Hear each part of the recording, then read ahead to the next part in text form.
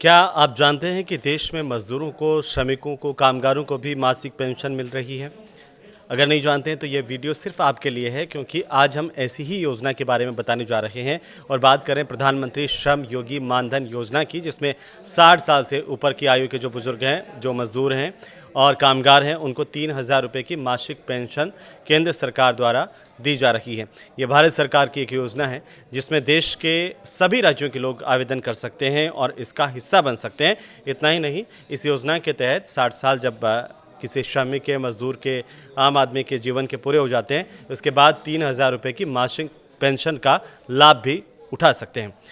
अगर आप इस योजना से जुड़ते हैं तो जब आपकी उम्र हो जाएगी 60 साल, तब आपको इस योजना का लाभ मिलेगा और आपको घर बैठे 3,000 रुपये की पेंशन मिलेगी। दरअसल ये योजना 15 फरवरी 2019 से देश में शुरू हुई, जिसका उद्देश्य यह था कि असंगठित क्षेत्र के जितने श्रमिक हैं उनको वृद्धावस्था में, यानी कि जब वे बुजुर्ग हो जाएं, तब उनको आर्थिक सुरक्षा कैसे प्रदान की जाए।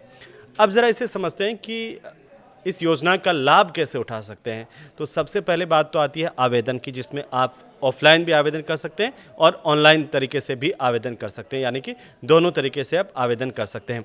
और इस योजना की जो आधिकारिक वेबसाइट है, उस पर आप जा कर के इसके बारे में पूरी डिटेल भी जान सकते हैं।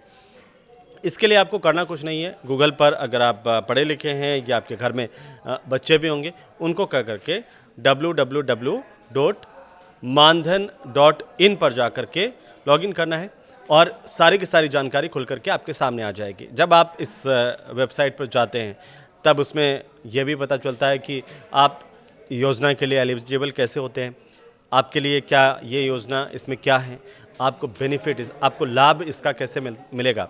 अब ज़रा हम इस बात को समझते हैं कि आखिर ये योजना है क्या, क्योंकि प्रधानमंत्री मानधन योजना नाम आपने सुना होगा, कई लोग इसका फ़ायदा भी ले रहे होंगे, लेकिन आपको नहीं पता कि कैसे फ़ायदा लेना है। तो आपको हम ये बता दें कि ये योजना भारत सरकार की योजना है और इस योजना के तहत असंगठित क्षेत्र के मजदूर जिनको सामाजिक और आर्थिक सुरक्षा प्रदान की जा रही है। इस योजना के तहत मजदूर 60 साल से जब ज़्यादा आयु पर हो जाते हैं तो उन्हें हर महीने 3,000 रुपये की पेंशन केंद्र सरकार की तरफ से दी जाती है। ये योजना केंद्र सरकार द्वारा शुरू की गई योजना है और इस योजना के तहत भारत के सभी नागरिक आवेदन कर सकते हैं, जो कामगार हैं, जो श्रमिक हैं, जो मजदूर हैं, जो आम आदमी हैं और जिनकी आय जो है वो इनकम टैक्स में नहीं आती है। आगे इसको ज़रा समझेंगे कि कैसे आप इसका लाभ ले सकते हैं, कौन कौन इसके लिए पात्र हैं, कौन इसमें आवेदन कर सकते हैं। इस योजना का उद्देश्य, जैसे कि मैंने आपको बताया कि जब बुज़ुर्ग हो जाते हैं हमारे कामगार, हमारे श्रमिक, हमारे मज़दूर, तब उन्हें आर्थिक सुरक्षा की ज़रूरत होती है। तब उन्हें ये महसूस होता है कि उनके लिए पेंशन कितनी महत्वपूर्ण है और इसी को ध्यान में रखते हुए केंद्र सरकार की तरफ से इस योजना को लाया गया था, जिसमें 3,000 रुपये की महीने की पेंशन जो है वो ऐसे लोगों को दी जाती है। इसका नाम है प्रधानमंत्री श्रम योगी मानधन योजना। अब देख लेते हैं कि आखिर कौन कौन इसमें आवेदन कर सकता है। वे तमाम असंगठित मजदूर आवेदन कर सकते हैं जिनकी मासिक आय है 15,000 रुपये से कम, और इस योजना में आवेदन कर सकते हैं वो तमाम लोग। इस योजना का लाभ सभी असंगठित मजदूर उठा सकते हैं जिनका ई श्रम कार्ड बन चुका है। तो आपको सबसे पहले तो, अगर आप मजदूर हैं, श्रमिक हैं और छोटा मोटा अपना कोई धंधा करते हैं, तो आपको ई श्रमिक कार्ड बनवाना बहुत ज़रूरी है। अगर आपका ई श्रमिक कार्ड बना हुआ है तो आप इस योजना से जुड़ सकते हैं और इसके अलावा वे मजदूर भी इसमें लाभान्वित हो सकते हैं, जुड़ सकते हैं, जो रेहड़ी ठेला चलाते हों, ईंट भट्टे पर काम करते हो, मोची हों, कूड़ा बीनने का काम करते हों, घरेलू कामगार भी हैं, श्रमिक, वो भी इसमें जुड़ सकते हैं और इस योजना का लाभ उठा सकते हैं। कंस्ट्रक्शन से जुड़े हुए वर्कर्स जो हैं, जो है मकान बनाने के काम में लगे हुए हैं, ऐसे मज़दूर भी इस योजना का लाभ उठा सकते हैं। साथ ही कपड़े धोने वाले जो मज़दूर हैं, धोबी, वो इस योजना का लाभ उठा सकते हैं। शहरों में, कस्बों में रिक्शा चलाने वाले जो मज़दूर हैं, वो भी इस योजना के पात्र हैं, वो भी इसमें शामिल हो सकते हैं। 3,000 रुपये की महीने की पेंशन 60 साल के बाद पा सकते हैं इस योजना में, अगर आप जुड़ जाते हैं। इसके अलावा वो लोग जो भूमिहीन हैं, श्रमिक हैं, कामगार हैं और भूमिहीन हैं, लेकिन कुछ ऐसे लोग भी इसमें जुड़ सकते हैं जो सेल्फ एम्प्लॉयड हैं, यानी कि खुद अपना रोज़गार करते हैं, छोटा मोटा व्यवसाय करते हैं। निर्माण श्रमिक है, किसी निर्माण से जुड़े हुए हैं, हैंडलूम वर्कर्स हैं, चमड़ा वर्कर्स हैं, ये तमाम मजदूर इस योजना का लाभ ले सकते हैं, इसमें आवेदन कर सकते हैं और मासिक पेंशन प्राप्त कर सकते हैं। वे असंगठित मजदूर जिनकी आयु 18 साल से ज़्यादा हो गई है। अब मैंने आपको एक क्राइटेरिया बताया, मैंने बताया कि कौन-कौन लोग इसमें पात्र हो सकते हैं। तो इसकी एक शर्त ये भी है कि 18 साल से ज़्यादा इन कैटेगरीज़ में अगर आपकी हो गई है और 40 साल से अभी कम है, तो आप इस योजना का लाभ ले सकते हैं।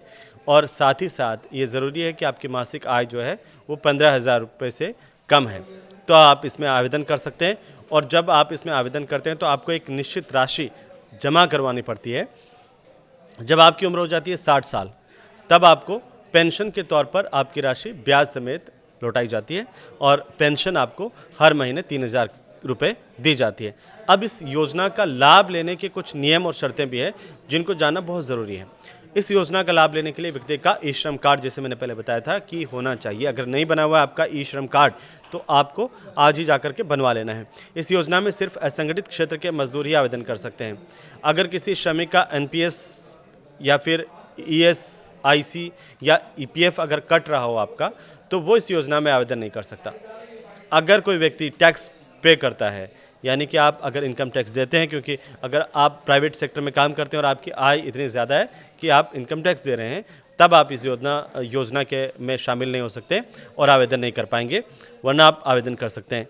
यदि आवेदक की मौत हो जाती है तो उसकी पति या पत्नी इस योजना को आगे शुरू रख सकते हैं और उसी तरह से उनको लाभ मिल सकता है। आगे जो भी कंट्रीब्यूशन है उसे आप भरते जाइए और जब 60 साल की आयु हो जाए उसके बाद 3,000 रुपये की मासिक पेंशन शुरू हो जाएगी। आवेदक की मृत्यु हो जाने पर अगर नॉमिनी चाहे तो इस योजना को बंद भी करवा सकता है।